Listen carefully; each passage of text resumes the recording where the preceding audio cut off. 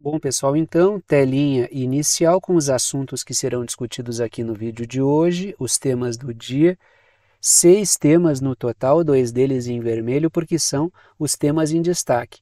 Os temas em destaque são os assuntos que aparecem no título e na capinha do vídeo. E aqui embaixo um recado que é sempre importante. A minutagem permite que você selecione na linha do tempo o tema que quer assistir, de forma que vocês podem assistir ao vídeo inteiro ou apenas aqueles assuntos que forem do interesse de vocês. E sem mais delongas, a gente parte para o primeiro tema, que é o seguinte.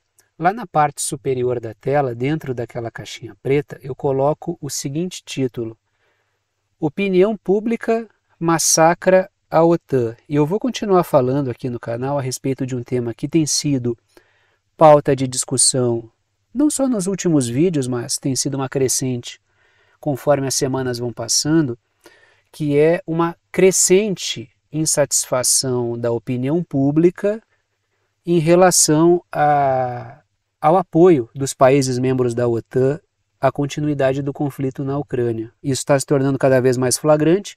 O que a mídia tentava esconder há algum tempo atrás, agora já não existe nenhuma cerimônia, porque já não é possível esconder, e as matérias estão sendo cada vez mais numerosas. E isso parece estar ensejando aí um pico de crise que eu não sei exatamente como é que a OTAN vai contornar. Nada que a gente já não discutisse aqui desde o início do conflito. Que isso já estava dado quando o conflito na Ucrânia produz uma crise muito grande para os países membros da OTAN. E isso significa o quê?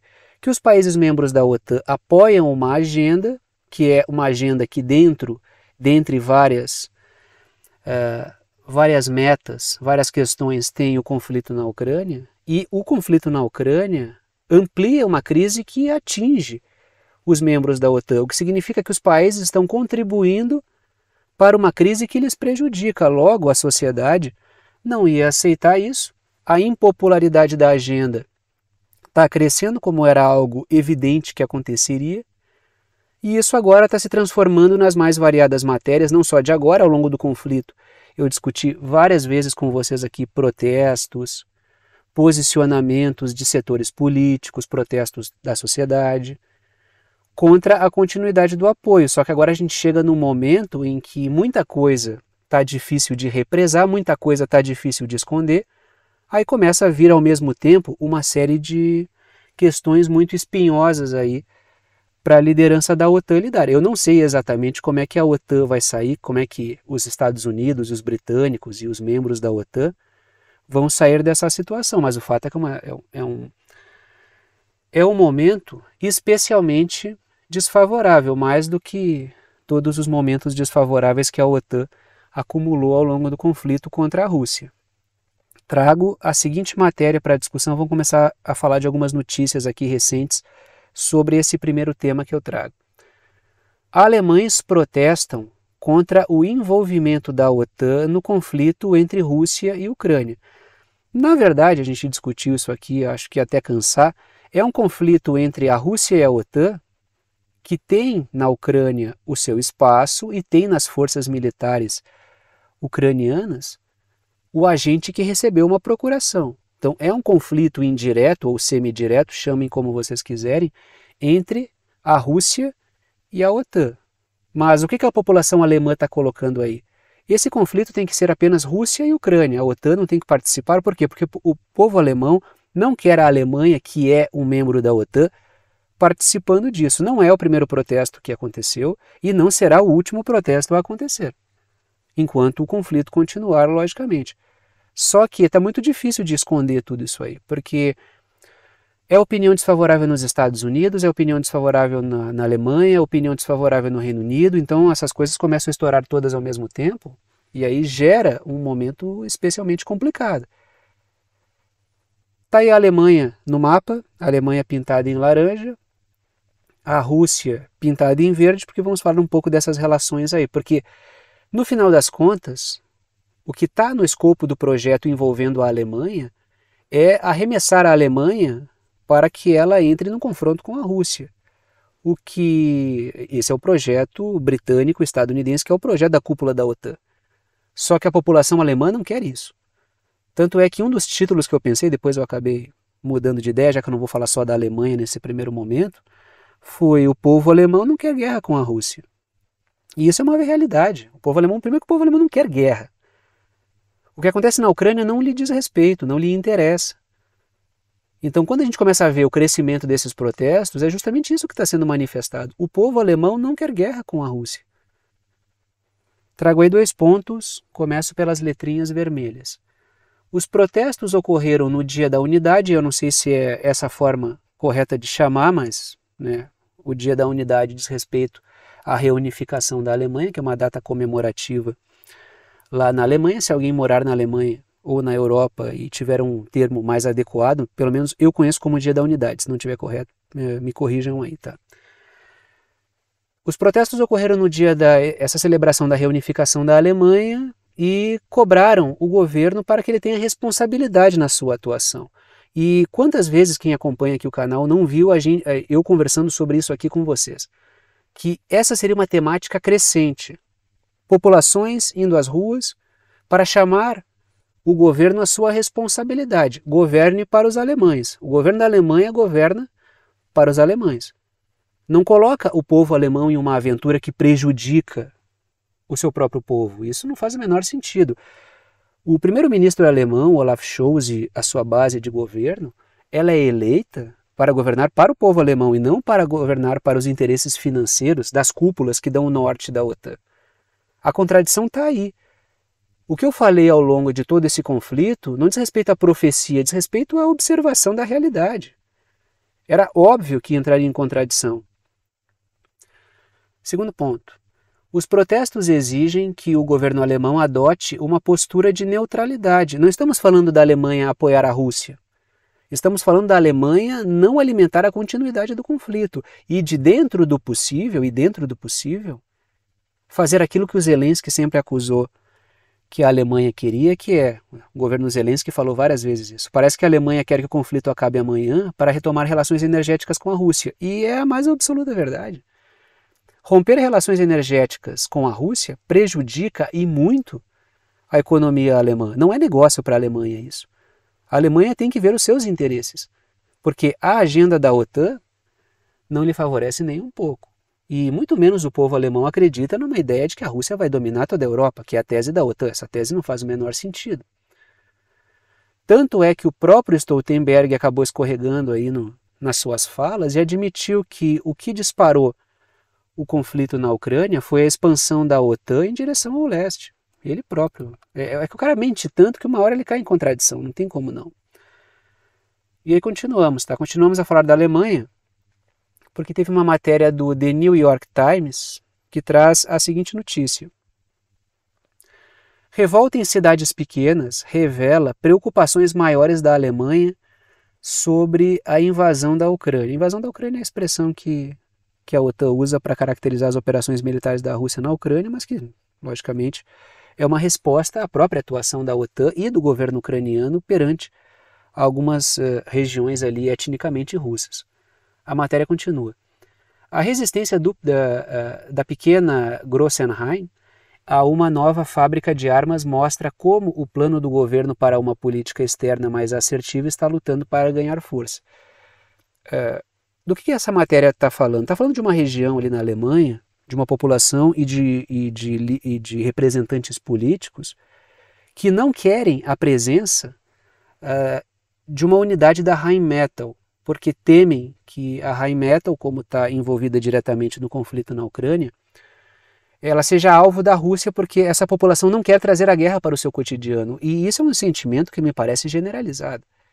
Claro, a matéria do The New York Times, a gente não sabe exatamente qual é o objetivo de fundo, a gente sempre especula sobre qual seja, mas a função da matéria, já que ela está trazendo isso, ela tenta dar a entender que essa é uma certa identificação do povo alemão que fez parte da Alemanha socialista com a Rússia, com o passado soviético, mas pode ter isso como plano de fundo, pode ter, não tem nenhum problema. Só que a questão aqui é que uma parte considerável do povo alemão não quer guerra com a Rússia, aquilo que eu falei antes. Porque essa matéria fica dando voltas e tentando justificar de todas as maneiras possíveis o comportamento da população em relação à sua aversão à ideia de entrar numa guerra com a Rússia. Esse é o fato. E essa matéria revela isso, é uma matéria do The New York Times. Eu sugiro a leitura pelos detalhes que ela traz, mas, logicamente, eu sugiro a leitura com algum cuidado, ou pesquisem esse caso aqui em outro portal do gosto de vocês, ou da preferência de vocês. Eu trago mídia corporativa para tentar massagear os algoritmos da rede, que privilegiam a mídia corporativa, mas procurem aí sobre essa cidade, sobre essa localidade, sobre a Rheinmetall, e vocês vão ver uma discussão bem interessante ali.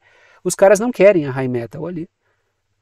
A matéria até fala que o povo não está querendo o desenvolvimento, mas não é por aí, né? Na verdade, é não envolver-se numa questão que não lhe diz respeito. Trago 3 pontos e continuamos nessa discussão sobre a Alemanha. Em meio a faixas críticas à OTAN que apareceram no protesto aí, que eu estava citando na tela anterior, era possível ver apoios à liberdade de Julian Assange. Por que eu trago esse ponto? Porque amplos setores da mídia alemã, tentaram caracterizar esses protestos como protestos de teóricos da conspiração, amalucados, nada que a gente já não esteja acostumado a ver a mídia.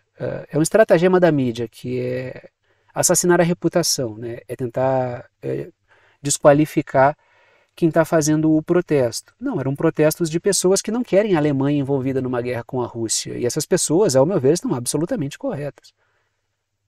O projeto britânico e estadunidense, que é o projeto da OTAN, não interessa à Alemanha.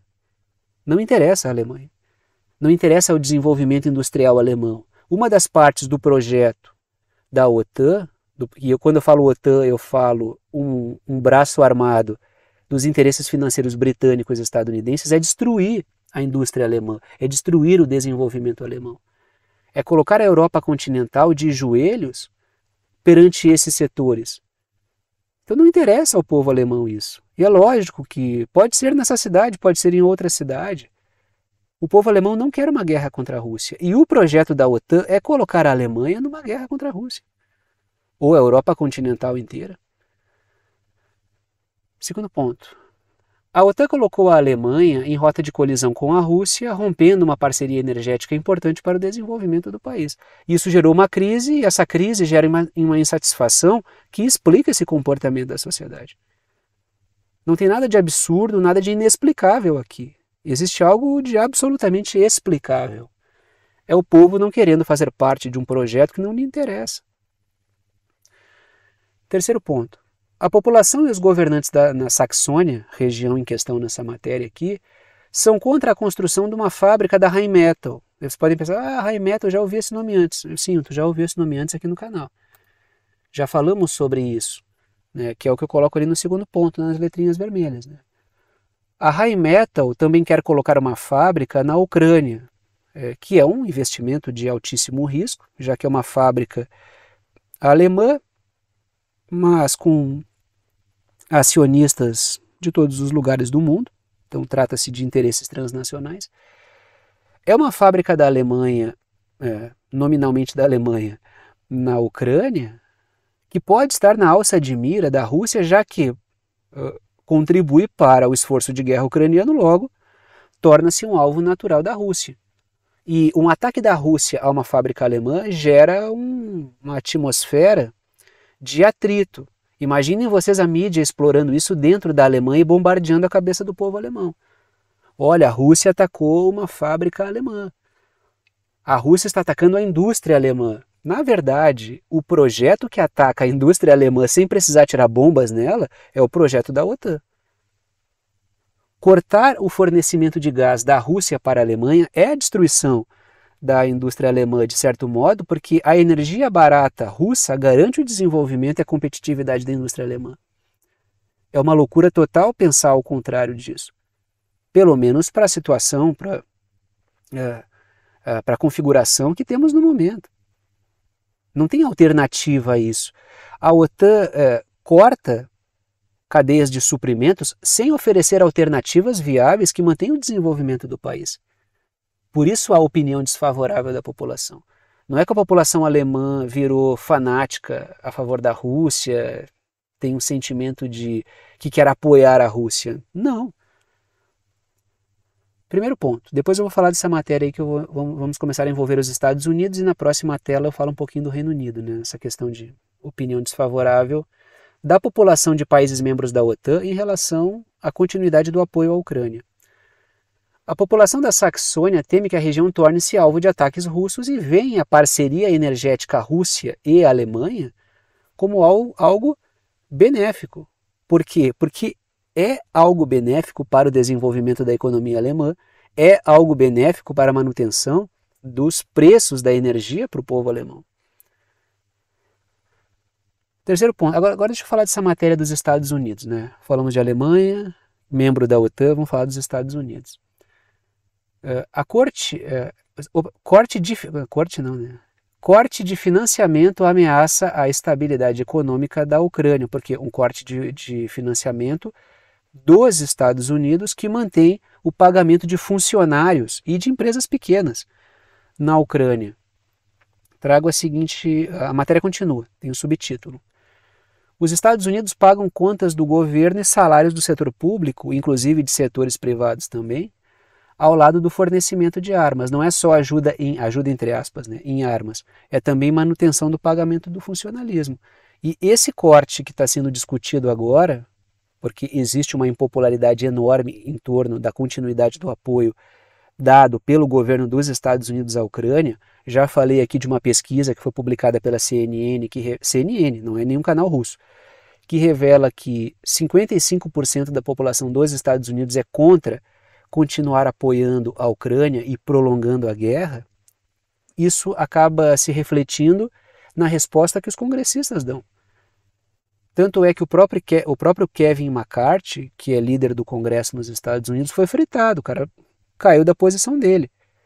Ou seja, houve uma decisão de tirá-lo da liderança. Por quê? Porque ele não soube contornar a situação. Antes de virar líder do Congresso, era crítico do apoio à Ucrânia, de dar cheque em branco à Ucrânia. Virou líder do Congresso, passou a apoiar e nos últimos dias, quando sentiu a opinião pública contrária a isso, decidiu fazer um jogo duro, mas ao mesmo tempo conversava a portas fechadas com o governo Biden. Perdeu completamente a credibilidade e acabou caindo da liderança do Congresso. Isso significa o quê? Significa uma situação política muito complicada. Terceiro ponto. Nos Estados Unidos, a opinião pública é desfavorável a manter o apoio à Ucrânia. E se não houver a continuidade do apoio, isso representa uma implosão do governo Zelensky, porque sem a grana, sem os benefícios de apoiar esse projeto de destruição da Ucrânia, muita gente vai desembarcar. Então, por isso que eu coloco a pergunta, isso representaria a implosão do governo Zelensky? Se não houver o apoio dos Estados Unidos, da OTAN, a Ucrânia, o governo Zelensky vai ter que buscar diálogo com o governo russo, ou ele vai destruir a Ucrânia até o final, porque a Ucrânia não tem condições de manter uma guerra com a Rússia sem esse suporte. Não fosse o suporte dado pela OTAN, a pau e corda, é verdade, porque a OTAN revelou aí várias fragilidades logísticas, esse conflito já teria acabado há muito tempo. E aí a gente tem uma notícia nova, né? Na verdade, o Reino Unido vinha sendo um grande entusiasta, né? O governo do Reino Unido vinha sendo um entusiasmado apoiador da continuidade do conflito, aí saiu essa matéria aí recente. Ó. Grã-Bretanha ficou sem armas para enviar à Ucrânia. Ou seja, parece que houve um apagão. Eu não sei qual é o tipo de situação que estão costurando, mas o fato é que existe algo muito complicado. Como a OTAN vai sair disso, a gente não sabe. Mas há uma situação, tem um enrosco aí no meio. A matéria continua. Damos tudo o que podemos pagar e outros países devem intervir também, diz o militar sênior britânico. Trago 3 pontos, começo pelas letrinhas azuis. O Reino Unido disse que não tem condições de enviar defesa antiaérea e munições de artilharia para a Ucrânia, continuar fazendo isso, sem comprometer os estoques e a sua própria defesa. Chegou um momento aí que me parece que há um certo consenso que vem do Congresso dos Estados Unidos, que vem do governo polonês, que falou recentemente que não vai mais continuar enviando arma para a Ucrânia, vem do Reino Unido, que agora diz que não vai enviar armamento para a Ucrânia, nem munição, porque não tem como fazer mais. Ou seja, percebam que são, assim, quando a gente pega os britânicos e a Polônia, são os apoiadores mais entusiasmados, tanto é que eu falei várias vezes aqui. Quando não é Polônia, é Reino Unido. Quando é Reino Unido, é Polônia, tocando fogo na pichorra. Só que agora o que a gente viu aí? A gente vê uma recusa. O que isso aí está mascarando? Em que momento entramos no conflito? Me parece um momento especialmente complicado para o governo Zelensky e para a OTAN, porque a OTAN, a partir do momento em que a Ucrânia cai completamente, a OTAN tem a sua imagem arranhada por isso. A OTAN ficou sem uma grande saída, na verdade, porque ela não vai entrar num conflito direto com a Rússia, está tentando evitar isso. Britânicos e Estados Unidos tentam empurrar a Europa continental, que também não quer fazer, não quer entrar num conflito direto com a Rússia. Ela não quer entrar num conflito direto, porque não há consenso sobre isso. Se ela prolongar o conflito, ela se desgasta mais. Se ela abandonar agora, arranha a imagem. Se ela continuar gastando dinheiro, a população dos membros da OTAN se irritam e podem destruir a governabilidade desses países membros. Se ela prolongar, vai continuar gastando, se desgasta com a sociedade e perde lá no final. Então a situação é muito complicada. Aí vem essa proposta agora tirada do chapéu, aí, o coelho tirado da cartola, né? Que é de instalar uma indústria bélica eficiente na Ucrânia, mas é um investimento de altíssimo risco, porque vai estar na mira da Rússia isso aí tudo. Segundo ponto, o Reino Unido enviou as polêmicas munições com urânio empobrecido para a Ucrânia para esvaziar estoques, lembremos disso também, né? Uma parte do que foi enviado para a Ucrânia foi dessas munições aí, que se fossem usadas contra o Reino Unido ia dizer que é crime de guerra. Terceiro ponto, o Reino Unido instou outros países europeus a enviar armamento também, a própria matéria coloca isso. Qual é o objetivo? Tentar deixar o ônus de enfrentar a Rússia para a Europa continental. Só que na Europa continental não existe um apoio para entrar numa guerra direta com a Rússia. E muito menos para ficar sozinha apoiando a Ucrânia. Chegamos num momento bem complicado. O segundo tema em destaque aí de hoje, né, o segundo tema que aparece no título, tem uma relação direta com o primeiro assunto que eu estava discutindo aqui. Porque se existe um conflito na Ucrânia e uma certa agenda da OTAN avançando, toda a crise econômica que a gente vê se avolumando e da qual a Europa não consegue sair, é um resultado direto dessas decisões. Ação e reação.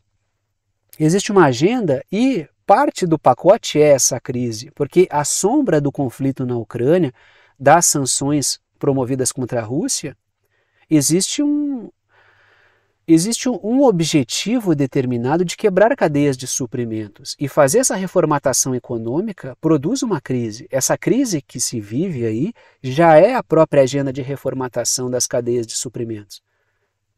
E a Europa está sendo profundamente prejudicada. Tanto é que eu coloco no título ali, na parte superior da tela.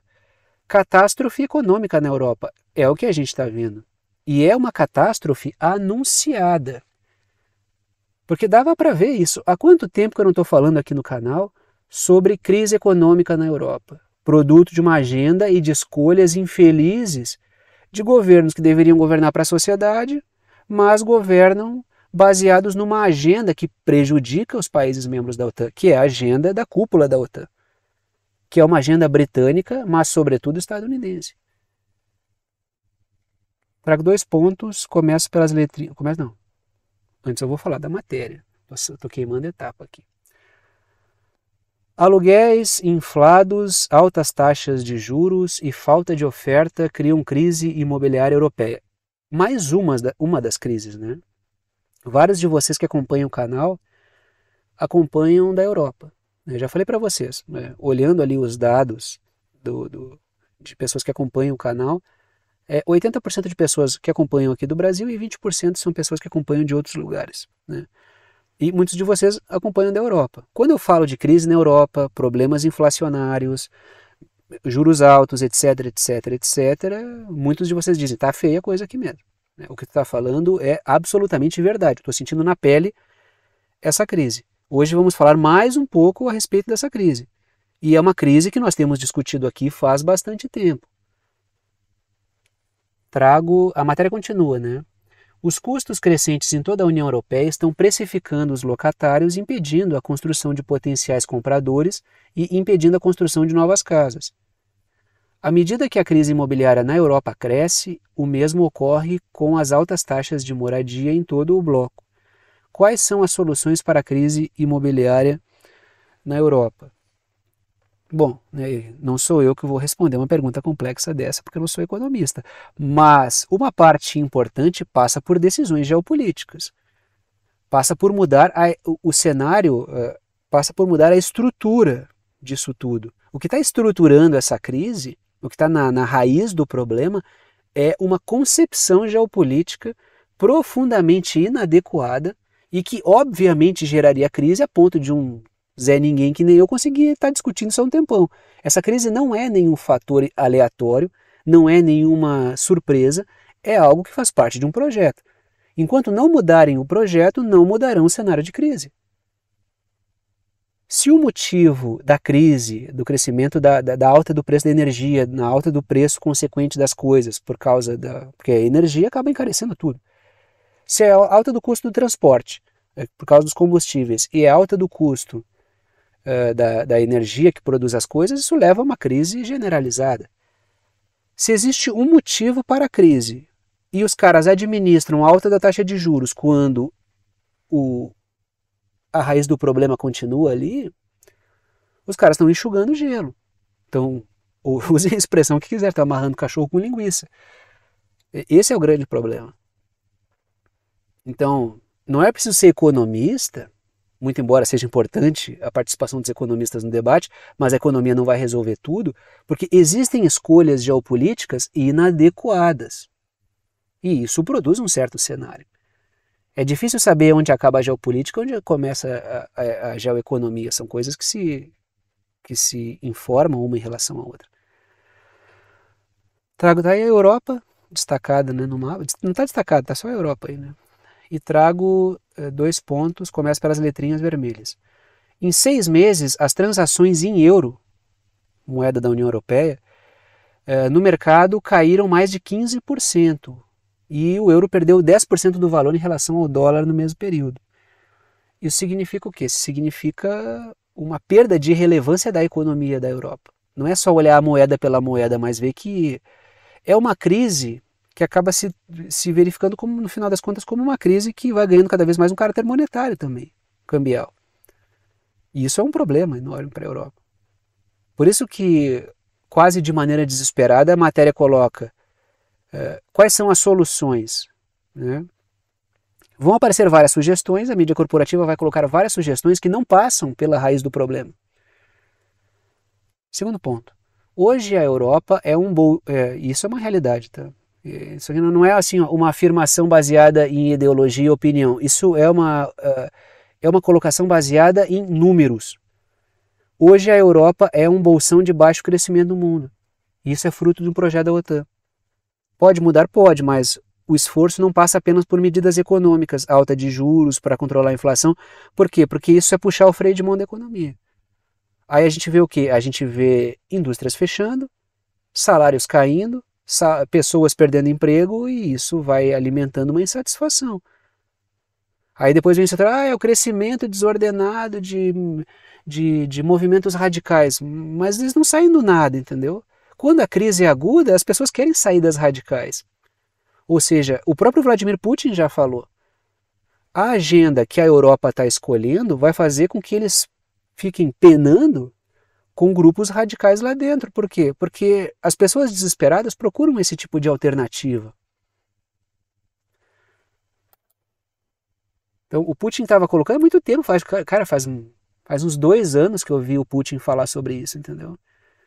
Sobre o erro dessa escolha da agenda da Europa aí. Porque o problema, a agenda não começou com o conflito na Ucrânia. O conflito na Ucrânia ele já é parte do processo.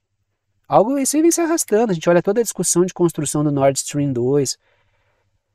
Até chegar ao conflito na Ucrânia, teve muita coisa que antecedeu. Muita gente está abordando o conflito na Ucrânia como se fosse o início, porque tem muita gente que só passa a dar bola para um evento, para uma certa situação, quando existe uma guerra que dá clique. Mas não, isso aí antecede muito o conflito na Ucrânia. Continuamos aí, trago 3 pontos. Tá? A imagem meramente ilustrativa de gasodutos. A imagem ali eu cortei, mas continua, tem uma bandeirinha da Rússia ali, né, para mostrar essa conexão energética Europa-Rússia. Trago 3 pontos. Primeiro ponto, letras azuis. Os ataques à Rússia cortam importantes suprimentos energéticos para a Europa. E o projeto contra a China, porque a coisa não para pela Rússia, irá restringir mercados consumidores importantes para a economia europeia. Ou seja, a Europa faz exportações. Essas exportações ativam a indústria. Essa indústria gera empregos. Esses empregos geram salários. A exportação gera entrada de divisas para o país. A partir do momento em que eu corto relações com a Rússia, eu tiro o meu diferencial de energia barata. A partir do momento em que eu corto a China do processo, eu acabo com mercados. É uma agenda suicida, eu não consigo ver de outra maneira. Segundo ponto. A política da alta de juros para controlar a inflação está destruindo a produtividade e os empregos. Isso aqui não é eu não estou falando nenhum sacrilégio. A alta dos juros desaquece a economia. Isso aí eu não estou falando nenhum sacrilégio econômico, né? Não estou criando nenhuma ideia antigravitacional na economia aqui. Então, a questão é justamente essa. Estamos administrando um remédio que não é remédio, porque a causa continua. Existe a origem da dor, o problema da origem da dor, e o que eu estou tomando são anestésicos. Só que esses anestésicos estão gerando um problema recessivo na Europa. Terceiro ponto.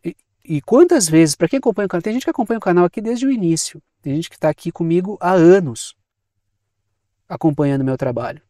Quando eu estava lá com 50, 100, tem gente que está aqui comigo, que ainda hoje comenta. Tem gente que me acompanha há bastante tempo na rede. Bastante tempo, claro, o tempo que eu estou aqui, eu não estou aqui tanto tempo assim, né? Não estou uma década. Tem gente aí que está aqui 10, 15 anos atuando, eu não estou. O canal aqui deve ter o quê? Uns 3 anos, acho, algo nessa linha, né? Mas enfim, a questão aqui é a seguinte, estamos falando há muito tempo de uma agenda recessiva, de um projeto recessivo e induzido por juros. Não precisa ter bola de cristal. Isso não é profecia, isso é lógica. Terceiro ponto. A Europa vive uma profunda crise em seu setor automobilístico e a Alemanha tem problemas profundos. Por quê? Porque se jogou fora o fator competitividade. A China, além de gozar de energia barata, porque ela não fechou seus mercados para a energia russa e nem para outras fontes de energia, ainda por cima a China está investindo em tecnologia para a produção. Fica muito complicado assim para a Europa seguir competitiva. Quer ser polo, mas quem quer ser polo econômico tem que ter soberania para garantir isso aí tudo. 3 pontos, continuamos aí, começa pelas letrinhas azuis, continuamos no mesmo tema. Os ataques da OTAN à China, visando fragilizar o seu crescimento econômico, arrastarão para baixo também as exportações europeias, que é um importante mercado. Essa ideia de matar a China como alguém competitivo no mercado é uma manobra suicida. Só que o outro lado da moeda para os setores da OTAN, tá, mas se eu não mato a China continua crescendo e ganhando força e se tornando cada vez mais soberana e colocando cada vez mais na mesa os seus interesses. É isso aí. O impasse para a OTAN é esse. Ela não aceita nenhum poder que rivalize com ela. Segundo ponto, a tendência é de que propostas antissistema e críticas ao regime político ganhem espaço na Europa. Tem crise, preocupa as pessoas, elas vão buscar medidas. Quanto mais desesperadora a situação, mais desesperadas são as soluções que elas buscam. Percebam aqui na Argentina, olhem o cara que os argentinos estão em vias de colocar no poder. Isso revela o profundo desespero da sociedade argentina. Para colocar uma figura como aquele Javier Milei no poder, O desespero que o povo argentino está passando não é pouco. É digamos assim, uma desilusão tão grande com direita e esquerda política na Argentina que os caras vão botar no poder uma bomba nuclear que vai jogar pelos ares a Argentina. E aqui eu não estou defendendo o regime político argentino. O que eu estou dizendo aqui é vão optar por algo pior ainda. Por quê? Porque está apresentando soluções fáceis e completamente malucas. Às vezes é voto de protesto, só que é um tiro no pé. Então, o regime político e as forças responsáveis da política não podem deixar a situação chegar num ponto em que autorize esse tipo de figura a aparecer no cenário, entendeu?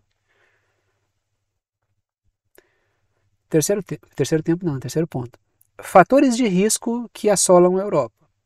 A agenda contra a Rússia e a China é um fator que gera crise, a guerra na Ucrânia gera crise e o cavalo de pau energético para mudar as formas de energia é outro fator de risco para a Europa também. Tanto é que muitos países estão revendo e deixando para depois a tal da agenda verde, porque também esse cavalo de pau energético é complicado de bancar no momento de crise, né? Continuamos na Europa e a gente vai continuar falando do caso da Armênia, porque tem sempre novidade aparecendo e estamos acompanhando dia após dia essa situação que é didática. Não vou falar tudo que eu já falei aqui, então é importante acompanhar os vídeos que eu tenho feito sobre esse assunto. Falo sobre a Armênia quase que diariamente quando a coisa esquentou, mas antes de ter esse episódio de Nagorno-Karabakh, da tomada por parte do Azerbaijão, eu falei várias vezes desse episódio e falei de coisas lá atrás que explicam o que está acontecendo agora.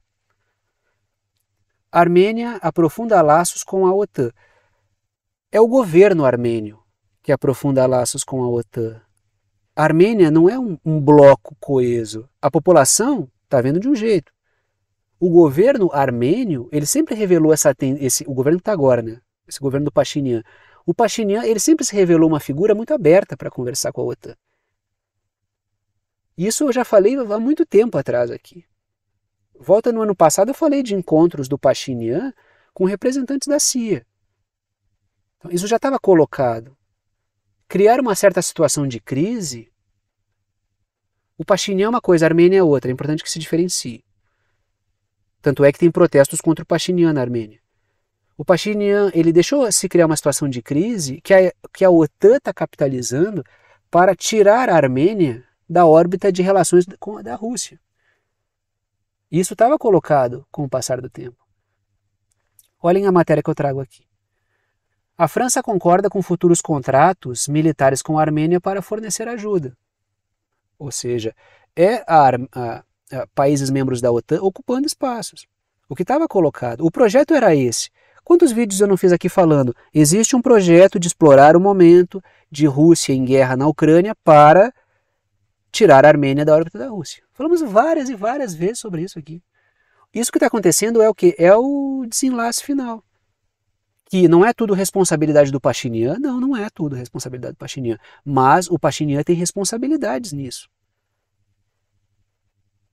Trago 2 pontos, começo pelas letrinhas vermelhas. A França concordou em fornecer equipamento militar de defesa para a Armênia durante uma visita que foi feita pela responsável lá do setor de relações exteriores da França, a Armênia.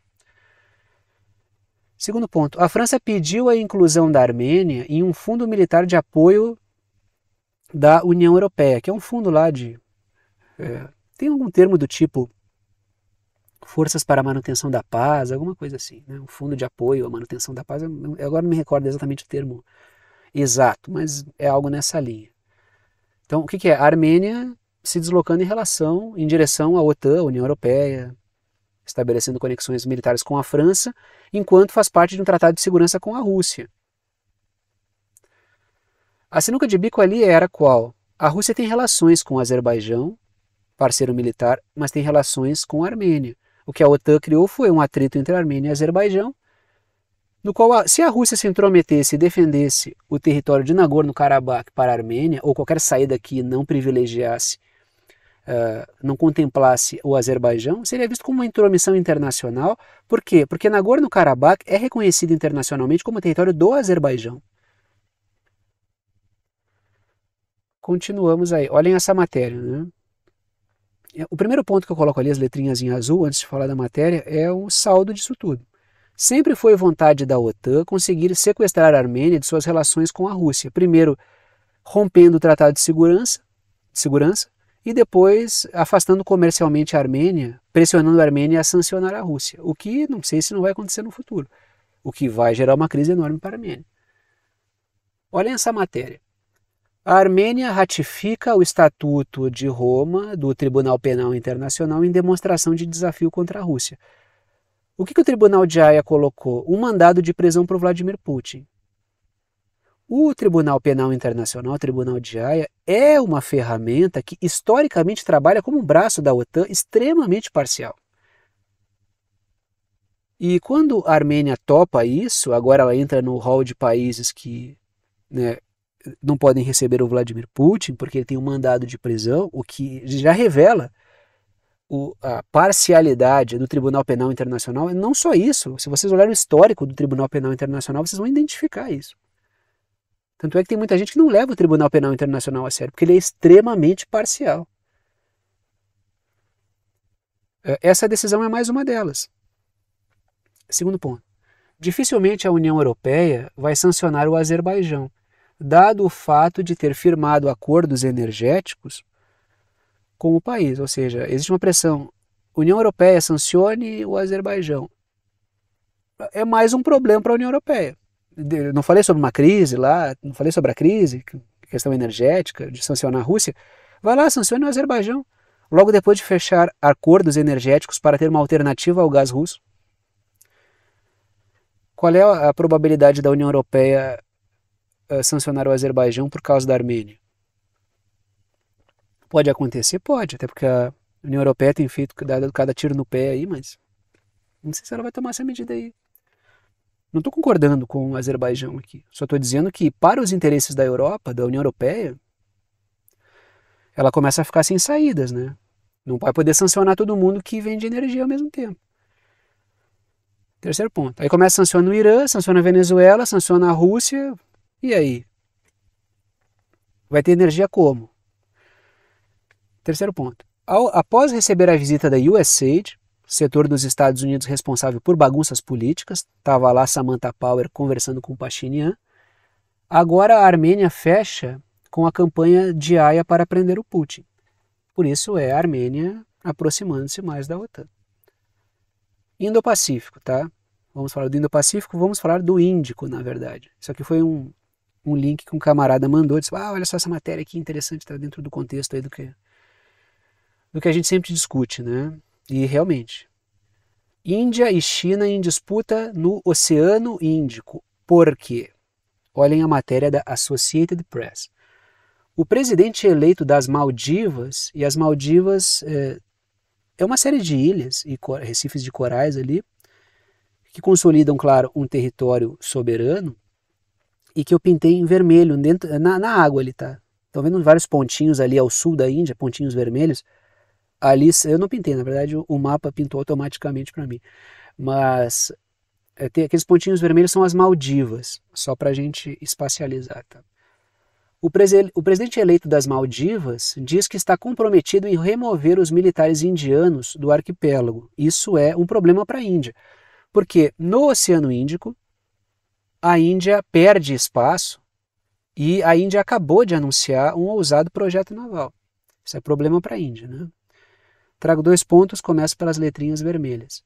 O líder político eleito diz que conta com o apoio da população para remover militares estrangeiros. E ele conseguiu colocar pulgas atrás das orelhas da população. Por quê? Porque ele levantou suspeitas sobre a presença militar indiana no país estar abalando a soberania. E dado a obscuridade dos contratos militares, isso era algo de se pensar mesmo. E claro, ele é um candidato que tem um alinhamento muito grande com os interesses chineses também, né? Ele tem uma boa conversa com a China. E isso gerou o quê? Um candidato pró-Índia contra um candidato pró-China.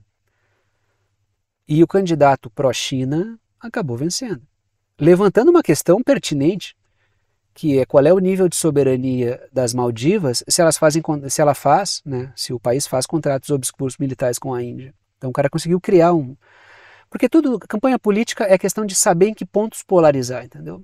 É o sucesso de uma certa pauta que consegue trazer uma parte considerável da sociedade para o teu lado. A política vive disso. No que criar polarizações corretas? Segundo ponto. O derrotado nas eleições acusa o vencedor de ter uma conduta pró-China, enquanto ele próprio é acusado de ter uma conduta pró-Índia. Isso gerou um certo cenário dominado também pela perspectiva de quem era influenciado por quem. 3 pontos, começo pelas letrinhas azuis. Está aí o Narendra Modi, líder político indiano. Com uma cara não muito boa, né? Porque isso não representou nada de bom para ele. O excesso de sigilo nas relações militares entre Índia e Maldivas reforçou a desconfiança da sociedade sobre um atentado à soberania. Então o cara conseguiu criar questionamentos cabíveis. Segundo ponto, o episódio representa uma derrota para a Índia, que tem apresentado um ousado projeto naval, como eu já falei com vocês e tenho discutido aqui, né? Terceiro ponto. Entre 2013 e 2018, as Maldivas costuraram a entrada na nova Rota da Seda e agora isso será retomado e aprofundado, né? Porque a nova Rota da Seda é aquele grande projeto de infraestrutura tecnológico, etc, etc, etc, da China, né? E aí temos um tema importante, tá? Que é o líder do Quênia falando sobre como será a ação no Haiti. E eu quero, sempre que aparecer algo, discutir porque eu falei várias vezes para vocês o temor sobre um massacre humano que está para acontecer no Haiti. Espero estar enganado. Espero que não aconteça. Espero que seja diferente do que foi antes. Mas o passado recente, diga-se de passagem até mais organizado, quando foi a outra operação, entre aspas, das forças de paz no Haiti, militares, foi um fracasso total. E essa agora, menos planejada e com forças militares reconhecidas como brutais, como são as forças militares do Quênia, não tem nada para que eu possa ter um pingo de otimismo. Eu que já não sou um cara muito otimista, guardo ali um certo realismo, pendendo mais para o pessimismo, não vejo com bons olhos. Eu espero estar errado, vocês sabem, né? Eu não estou esperando o pior, estou esperando o melhor, mas as coisas não apontam muito para isso. E não sou só eu que levanta essa bola aí. Índia não, Rússia e China também levantaram essa lebre aí, né? Tanto é que se abstiveram da votação. Dos 15, 13 votaram a favor, China e Rússia se abstiveram e fizeram ressalvas do risco que isso representa para o Haiti.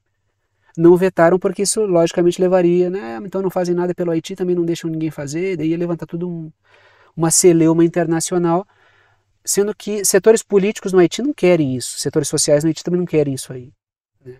A liderança política quer porque é um fantoche que está lá, mas tem vários riscos. Olhem a matéria que eu trago. O presidente William Ruto promete diferentes caminhos no Haiti. Por quê? Diferentes caminhos do que foi antes para o Haiti, dada a sua experiência com intervenções, e diferentes caminhos no que tange também ao histórico das forças do Quênia, né? Trago 2 pontos, está aí o Quênia no mapa para vocês, país africano. O presidente William Ruto disse que o Quênia aprendeu com lições anteriores de brutalidade, né? O histórico das forças militares do Quênia são um histórico de brutalidade contra civis. Imaginem vocês, o povo haitiano que já viveu isso na história recente, sabendo dessa ajuda entre aspas, né? Segundo ponto, o Conselho de Segurança da ONU aprovou uma resolução dos Estados Unidos para intervir no Haiti. Foi o que eu discuti com vocês aí, a votação saiu, está aí o Haiti no mapa e o resultado foi o seguinte, né? Eu coloco no primeiro ponto, houve a aprovação, Rússia e China se abstiveram de votar, ressaltando os riscos da operação, enquanto o Brasil e Laia votou novamente a favor da intervenção. Quando o tema é Haiti, intervenção no Haiti, foda o Brasil, cara. Assim, é triste, meu. Da outra vez já foi uma tragédia, né? Teve um monte de gente que veio me xingar, da direita, da esquerda, porque estavam envolvidos naquele momento, na intervenção no Haiti, militares que hoje compõem a base do bolsonarismo, só que isso aconteceu durante o governo Lula, ou seja, foi uma tragédia que incomoda a direita e a esquerda, então ninguém fala muito disso. Aí teve gente, não, tem que explicar melhor. Olha, cara, se eu explicar melhor a participação do Brasil lá, vai ficar pior ainda. Peço que vocês pesquisem aí sobre vazamentos promovidos pelo Wikileaks do Julian Assange sobre a participação brasileira lá. O governo, os militares sabiam muito bem onde estavam, muito bem o contexto, sabiam o que estavam fazendo. Eu não vou nem continuar falando sobre isso. Eu peço que vocês pesquisem os vazamentos do Wikileaks sobre o envolvimento do Brasil na outra intervenção no Haiti. Tenho certeza que tu vai ficar ainda mais irritado, só que agora não comigo, talvez com as pessoas certas.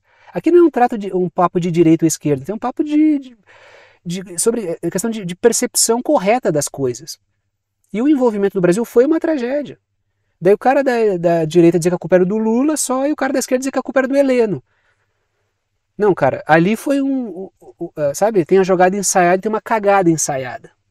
Então pesquisem sobre os vazamentos do Wikileaks e vocês vão perceber que existia uma clara visão sobre o que estava acontecendo ali. Sobre o que fazer com o Jean-Bertrand Aristide, que foi sequestrado. Esse é que é o ponto, entendeu? Eu não estou aqui para defender gado de esquerda ou gado de direita, ou o santo padroeiro A ou o santo padroeiro B da política. A gente está aqui para discutir geopolítica com seriedade. E se começar com essa palhaçada, não se cria aqui, entendeu? Não tem essa. Enquanto tu não pegar informações das fontes corretas, vai ficar defendendo visão aí o pasto informacional que te dão para pastar, né? Segundo ponto. A Jamaica, Antígua e Barbuda, Belize, Suriname, Espanha, Senegal, a Bahamas, que eu não coloquei ali também, e Mongólia, né? Mongólia, mandarão tropas para ajudar o Quênia no Haiti. Terceiro ponto. Grupos haitianos já criticaram uma nova intervenção no país porque tem uma péssima memória recente. E olha que a situação do Haiti é terrível, tá? Tem lá um controle das gangues e mesmo assim os caras temem que a intervenção vai ser pior do que as gangues. Aí eu entro no último assunto do dia. Aliados africanos da OTAN em crise. Primeira notícia é: sindicatos na Nigéria suspenderam a greve indefinida porque tem uma crise na Nigéria, uma alta dos preços, que é o que eu coloco ali, ó, Nigéria pintada em laranja e o outro país que eu vou discutir em amarelo, que é Gana. Primeiro ponto, o povo sente o peso do fim do subsídio do governo aos combustíveis e isso se refletiu na alta dos preços e aí sindicatos na Nigéria ameaçaram uma greve por tempo indeterminado, mas o governo conseguiu evitar isso, coloco no segundo ponto, prometendo aumentar salários e reduzir tarifas do transporte público, né? Questão complicada. Quando a gente fala do governo da Nigéria, a gente está falando do Bola Tinubu, que é o atual líder político da Nigéria, e o cara é um procurador do interesse transnacional à frente do governo. Ou seja, ele é uma liderança frágil. Ele é um cara que está no poder porque ele já atuou em empresas transnacionais. Ele é um cara do interesse transnacional no governo. Só que ele não tem lastro político para esse tipo de situação. Segundo ponto, tanto é que o Bola Tinubu, que é o líder nigeriano, ele sequer conseguiu capitanear uma ação conjunta de países vizinhos para conseguir depor a junta militar do Níger, porque ele não tem esse lastro. A situação dele é frágil internamente na Nigéria. Imagine se ele vai ter força para promover uma intervenção no Níger. Então está sob pressão e é um aliado da OTAN. Outro aliado da OTAN que está passando o trabalho é o governo de Gana, porque manifestação liderada pela oposição denuncia a crise econômica enorme que Gana vive. Por motivos que nós outros aqui, né, a gente na América Latina conhece muito bem. A Argentina aqui do lado, que está para fazer uma cagada política, me perdoe a expressão, conhece muito bem. Os protestos em Gana condenam o presidente do Banco Central por implementar medidas que açoitam a população. Por quê? Por causa de imposições do FMI, porque Gana tem que pagar a dívida externa. Aí qual é a solução que o Javier Milei dá? É acabar com o Banco Central e dolarizar a economia argentina. O cara vai destruir a Argentina, entendeu? Isso é a destruição da Argentina. As medidas que o cara propõe são absurdas e o fato dele ter a expressão de votação que ele tem não revela a concretude e a verdade, a qualidade das ideias que ele está apresentando, não. Revelam o desespero do povo argentino de ir lá e votar num cara como esse. Isso é uma atrocidade política. O povo argentino está cometendo um erro brutal, que não vai só penalizar o povo argentino, vai avacalhar o Mercosul. E é bom que os industriários brasileiros saibam o tipo de presidente que a Argentina vai ter. E os industriários brasileiros sabem muito bem a importância da Argentina como mercado consumidor dos produtos brasileiros. Vai gerar problema. Vai gerar problema. E vai gerar um enorme de um problema. Tá? Então, enfim, né? Momento final do vídeo, né? Momento final do vídeo. Eu falei de tudo aqui, né? Sim, falei. Momento de passar o chapéu, eu me irrito tanto com isso, com alguns assuntos que eu discuto, cara. Fica... bom, momento final. Me desculpem pelo desabafo. Formas de apoiar o canal aí, né? Apenas os anúncios, propagandas que aparecem durante o vídeo não garantem a sobrevivência do canal. Se eu fosse depender apenas da receita das propagandas, ficaria muito difícil manter o trabalho. O que mantém o canal efetivamente são os apoios que alguns de vocês dão e pelo qual, né, pelo apoio, eu sou imensamente grato por causa da confiança que vocês depositam no trabalho, a ponto de apoiarem. Essa confiança é importante para mim, né? Não só pelo apoio, que mantém o trabalho, digamos assim, materialmente, trabalho de segunda a sexta, todos os dias, uma série de assuntos sendo discutidos aqui, com seriedade, com toda a seriedade que eu posso trazer, e honestidade que também posso apresentar para vocês, mas também pela confiança em termos de estímulo, né? É legal saber que pessoas confiam no trabalho a ponto de apoiarem, assim, né? E aí estão as 3 formas de apoio, né? Todas as 3 formas são bem-vindas, não está em ordem de importância, qualquer uma das 3 é bem-vinda. Pode ajudar com o valor que quiser em qualquer uma das formas de apoio, é uma ajuda solidária, ajuda quem pode, ajuda quem quer e ajuda com quanto quiser. Primeira forma de apoio é através de boleto bancário ou cartão de crédito, e através da plataforma Apoia-se. Pode ajudar por boleto bancário ou por cartão de crédito, é uma ajuda mensal. Tá aí o link do Apoia-se, tá? Para quem quiser, tá aí o site do Apoia-se. Segunda forma de apoio é através do Pix. Tá aí o Pix, tem gente que usa o número do CPF, número do CNPJ, número do telefone como chave Pix, eu uso um e-mail. Se lá na chave Pix vocês digitarem pixverdadeconcreta@gmail.com, vai aparecer o meu nome, que é Thiago, e vocês podem fazer a doação no valor que vocês quiserem. Terceira forma de apoio é através do botão Seja Membro, ajuda aqui pelo YouTube, uma ajuda mensal. E o botão fica embaixo do vídeo, tem várias faixas de valor ali, vocês escolhem com que valor vão ajudar. E ajuda aqui pelo YouTube. Então todas as 3 formas são bem-vindas. Repito, sou grato aos que apoiam, pela confiança no trabalho. Vou parando por aqui e tchau para vocês.